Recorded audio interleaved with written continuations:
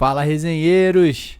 Thiago Silva na área, começando mais um vídeo aqui no canal Resenha Direito Tech, canal que a gente fala sobre tecnologia, inovação, Bitcoin, criptomoedas, tudo que tem relação com tecnologia disruptiva a gente fala aqui. E hoje a gente vai tratar um pouquinho sobre investimentos em ativos temáticos. Já ouviu falar sobre isso? Conhece? Não conhece? Não perca essa oportunidade. Se liga nesse vídeo, roda a vinheta.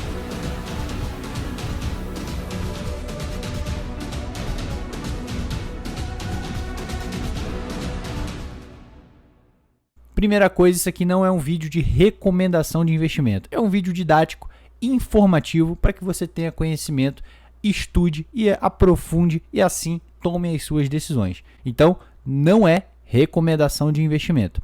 Segundo recadinho, não se esquece de dar aquela moral aqui pro Resenha Direito Tech, se inscrevendo, curtindo, comentando, compartilhando.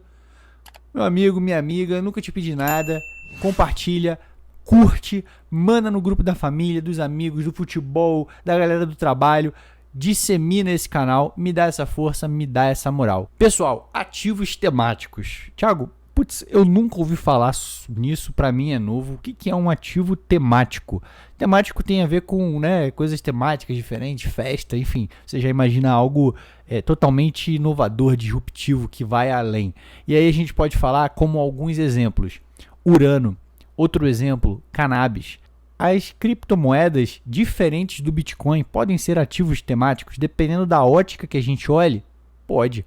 Projetos de DAOs, quando você investe numa DAO, bota seu dinheiro ali, pode ser um ativo temático de certa forma? Pode. Mas aqui, quando a gente fala em ativos temáticos, são ativos que o investidor pode olhar hoje num mercado totalmente incipiente, num mercado totalmente, até mesmo sem uma regulação específica também, tá, pessoal? Mas é aquele mercado que está caminhando, que está engatinhando e que num futuro, obviamente que você colocou um dinheiro ali, aquilo pode virar, aquilo pode crescer, aquilo pode exponencializar e você, obviamente, vai ganhar porque você entrou num mercado que era totalmente novo, incipiente, que ninguém estava acreditando, um mercado desacreditado. Por exemplo, o Bitcoin lá em 2009, né? Quem imaginou que o Bitcoin fosse ter a força que ele tem, fosse crescer da forma como ele tem? O próprio Ether, né? A Ethereum, quem imaginou? Cardano, e assim a gente tem N projetos de descentralização, né, de criptomoedas, de DAOs, a MakerDAO, quem imaginou que fosse ser o que ela é hoje? Então, são movimentos, tá? E aí a gente vai falar um pouquinho sobre isso. E você pode falar assim, pô, Thiago, beleza, mas eu vou entrar nesse mercado, eu estou me expondo a riscos. Sim, certamente. Obviamente que você vai fazer isso com consciência, né? Vamos ser aí um pouquinho pensante. Você não vai botar todo o seu patrimônio ali dentro, mas você vai alocar uma parte do capital que talvez seja uma parte que você esteja disposto a arriscar, né? Um valor que talvez não signifique tanto, uma baixa representatividade. É um mercado especulativo? Infelizmente é um mercado especulativo, né? Mas é um mercado que pelo menos eu acredito, e assim como eu, outras pessoas acreditam, e isso tende a só se expandir. Por quê, Thiago? Obviamente, outros investidores, obviamente, outros players, né, players tradicionais, observam esses mercados descentralizados, mercados alternativos, mercados temáticos, podemos falar assim, com uma outra forma. E, obviamente, há um público que quer investir, só que tem medo de entrar, tem medo de experimentar. Por quê? Pela questão da própria incipiência regulatória, pela questão de segurança, né? Infelizmente a gente ainda tem muito problema com isso, pela própria questão de pessoas querendo utilizar esse mercado para dar golpes.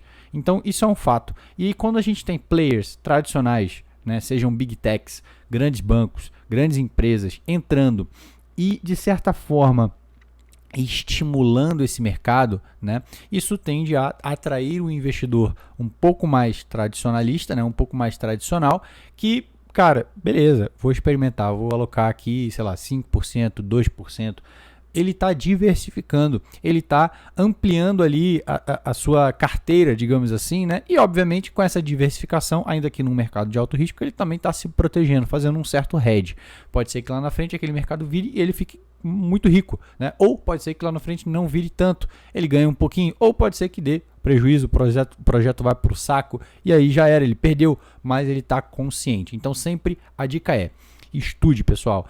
observe o que a galera aqui no YouTube ou em outras plataformas colocam para vocês, absorvam aquilo, vão, né, procurar materiais didáticos, leiam livros, leiam materiais, pesquisem, análise de mercado, enfim, e tomem a sua decisão, mas sempre com consciência e responsabilidade. Lembrando aqui, pessoal, sempre aqui na descrição do vídeo a gente tem uma rede de parceiros. Então a galera da Central Pop, EdQuest, Sonnen House, Cronos Game BR e a galera da Mato Grosso News, uma das maiores web TVs do Brasil. Se você não conhece, cola lá.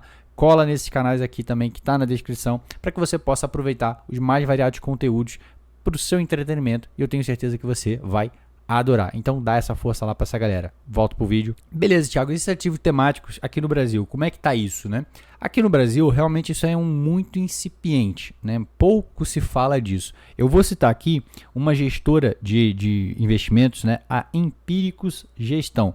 Eu não ganho nada para falar sobre eles, tá? Não tenho nenhum tipo de patrocínio, nem nada. Fica aí a dica, se estiver ouvindo esse vídeo e quiser patrocinar a gente aqui, dá essa força. Mas eu não tenho nenhum tipo de patrocínio, eu estou citando apenas a título de informação. Por quê? Porque eles têm alguns produtos, né, que são voltados para esses tipos de ativos temáticos. E eu vou citar o Money Bets deles, que tem ativos de tecnologia de fronteira, né, como por exemplo empresas ligadas a inteligência artificial, softwares e segurança cibernética, que é algo que tende a só se expandir ainda mais, beleza? A questão de energia limpa, segmentos que entram os investimentos em urânio, a própria questão de placas solares, o próprio mercado de energia, a própria biotecnologia, tudo isso ligada a essa indústria e, obviamente, a ativos temáticos. E aí, nesse caso aqui, entra a parte da indústria da cannabis. Aqui no Brasil, assim, isso está muito incipiente, pouco se fala, né? Eu particularmente não tenho nenhum conhecimento sobre a legislação envolvendo a questão da cannabis, principalmente para tratamento de pessoas que têm algum tipo de doença e que essa planta aqui, no caso esse produto, ele acaba ajudando. Nos Estados Unidos há uma expectativa muito grande, principalmente no cenário federal. Entretanto, alguns movimentos, né, do poder federal americano foi contrário, né, e isso está sendo arrastado, digamos assim, por um período. Há alguns estados que isso é legal, né, porém há uma expectativa muito grande para esse cenário federal. E você pensa só, o cara que investiu num produto que tem uma referenciação, ou está referenciado, melhor dizendo, nesse tipo de ativo, imagina quando houver uma regulamentação disso nos Estados Unidos, né, a âmbito federal. Você acha que aquele produto lá que ele investiu vai valorizar? E quando isso tiver uma escala global? Será que é um repeteco do BTC, do Bitcoin lá em 2009?